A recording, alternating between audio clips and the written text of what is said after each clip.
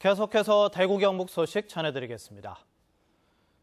정부의 일방적 사드 배치 결정에 저항하는 성주 군민들의 분노가 시간이 갈수록 더 커지고 있습니다. 오늘은 급기야 성주의 생명줄인 참외밭을 농민들이 제 손으로 갈아엎었습니다. 도성진 기자입니다. 정부가 사드 배치 지역으로 결정한 성산포대 바로 인근의 참외 비닐하우스 밀집 지역. 평화로워야 할 농촌의 주말에 거센 구호가 연신 울려 퍼집니다. 한도 평화를 위협하는 사드 배치 결정한대! 농로를 따라 수십 대의 트랙터가 줄지어 서 있고 농민들은 비닐하우스를 부수기 시작합니다. 갈아엎어진 밭에는 망가진 참외들이 나뒹굴고 있습니다.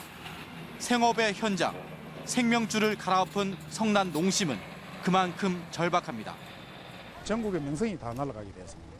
그 심정 우리 5천여 가구 참외농사 주민들은 진짜 이루 말할 수 없는 그런 심정입니다. 이게 오죽했으면 시설 이걸 해놨는 하우스를 자 곱게 안에 밥 놓고 이걸 해야 될 걸 이렇게 짓발라 버리는 그런 심정이겠습니까? 대구에서 회사에 다니다 5년 전 귀농해 이제 겨우 자리 잡은 젊은 농민. 대출로 장만한 트랙터로 삶의 터전을 짓밟아야 하는 모습에 분노와 암담함이 묻어 있습니다. 지금 막막하죠. 어떻게 해야 될지, 내가 뭘 해야 될지는 모르겠습니다. 지금 내 꿈 자체가 다 깨졌는 거예요. 진짜 울고 싶은 마음뿐입니다. 전국 참외 생산량의 60-70%를 차지하는 명실상부한 참외 고장 성주.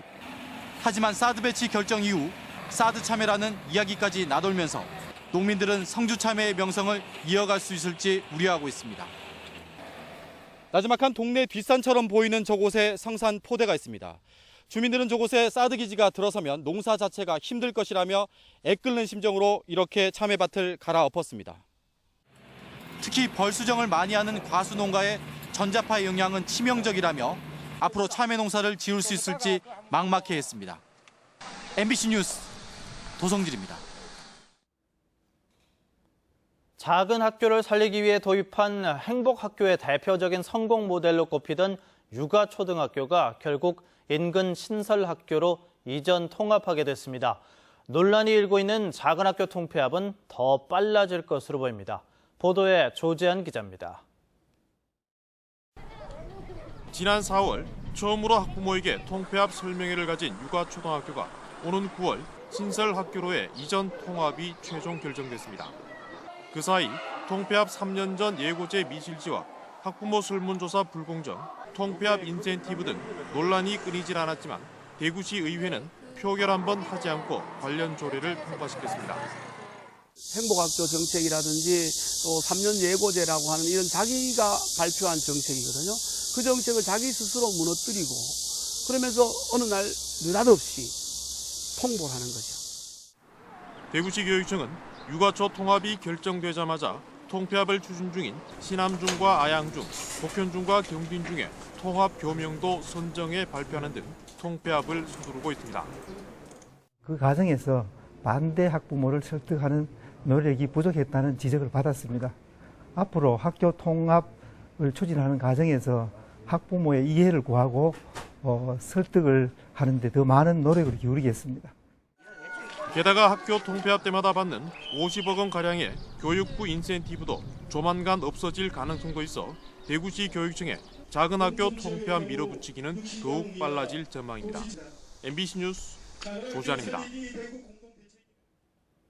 하얀 물보라를 내뿜으며 바다를 가르는 제트스키에 향한 2016 전국 제트스키 챔피언십 대회가 포항에서 열렸습니다.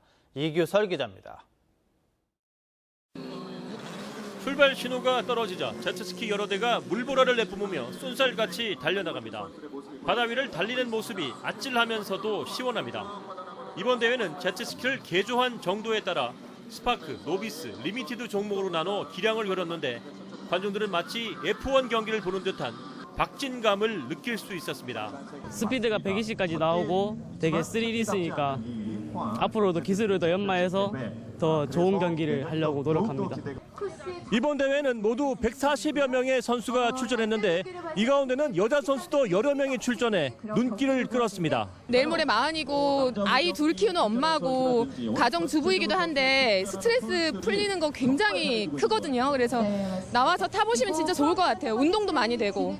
최신형 제트스키와 고출력 모터보트 등 다양한 해양 레저 장비를 선보이는 전시회도 함께 열려 관심을 모았는데 특히 이번 대회는 포항 불빛축제 기간에 열려 축제를 보기 위해 포항을 찾은 관광객들에게 새로운 볼거리를 선사했습니다. 한편 7월의 마지막 주말을 맞아 포항 영일대와 칠포, 월포 등 경북 동해안 주요 해수욕장은 하루 종일 피서객들로 붐볐습니다. MBC 뉴스 이규설입니다. 내일 오전 9시에 방송되는 대구 MBC 시사톡톡 시간에는 사고력과 장의력을 키울 수 있는 방안을 알아보는 시간을 마련합니다. 전문가들은 우리나라 학생들은 어렸을 때부터 표준화된 선발 시험에서 정답 찾기를 훈련하는 데 익숙해서 장의력은 물론 사고력이 전반적으로 약하다고 지적했습니다.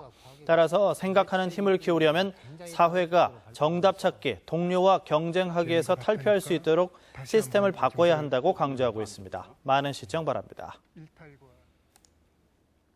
폭염특보가 내려진 가운데 35도를 넘나드는 찜통더위가 이어지고 있습니다. 오늘 낮 최고 기온은 영천이 36.1도까지 올라 올 들어 가장 더웠고 대구와 포항이 35.1, 영덕 34.4, 구미가 34.1도였고 공식 기록은 아니지만 대구 달성구는 37.5도를 기록했습니다. 연일 폭염이 이어지자 팔공산 수택골과 성주 포천계곡, 칠포 해수욕장 등 지역 주요 계곡과 해수욕장에는 비서인파로 하루 종일 붐볐고 고속도로도 답답한 흐름을 보였습니다.